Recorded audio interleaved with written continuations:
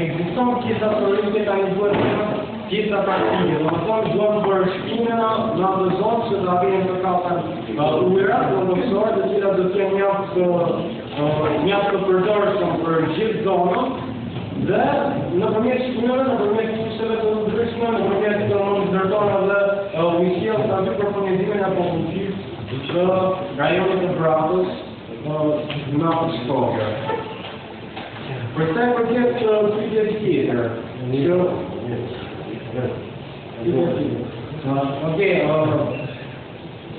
pyetja të profesor Shërshidit, që kemi marrë si përfundim, kemi arritur të përcaktojmë 3 shkresa, mjedisit e dimensionit të zgjavorave. Atëherë duke parë që tu kemi të bëjmë me zgjavorë, mendojmë që tu kemi mjedis sedimentimit të thekët, pasi materiali sofërzor i ardhur direkt sapo i shkatruar nga shkëmbit, duke parë dhe afërsim me zonat malore të cilët janë aty afër, nuk ka arritur që të përpunohet akoma më tepër të bëhet akoma më i mbyllur. Dhe për të arsyesh këtu mjedis ka qenë një thekët i cili ka të shkruar një herë dhe ka mbitur në atë formosa edhe kur është kontaktuar.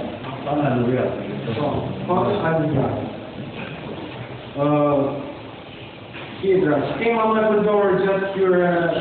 punimeve, atëherë si që thamë edhe fillim skema me përdorë, janë përdorë një sërë skema si skema simetrike, AMNV, skema Becker, por të më rezultative ka qenë skema e Schoenbergit, e cila konsiston në kupitjeve 2 elektroda dhe ushqyese në tokë dhe 2 elektroda dhe Marse më në gërda tyre. Këto 2 elektrodat ushqyese apo do të lëvizin gjatë profilit, me qëllim që energjia e injektuar në tokë të arrijë që të shkojnë në shkresa më të thella, pra të marrë një konfigurim më të thellë në brendësi të tokës, ndërsa elektrodat Marse më në nuk lëvizin. Kjo është edhe skema më e preferuar, skema më e përdorur gjatë këtij projekticioni. Përsa përket pyetjes tjetër që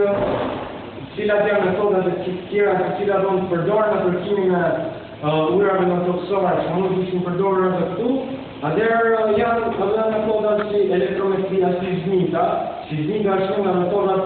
më të mira jep rezultate të sakta, por sot fakti që ajo është më e shtrenjta dhe pikërisht ajo duhet të bëhet në fundit, pak janë bërë disa metoda të tjera, të cilat na japin rezultate paraqake dhe në fund futet sismika për të pasur një sigurim 100%. Dhe pyetja tjetër, nëse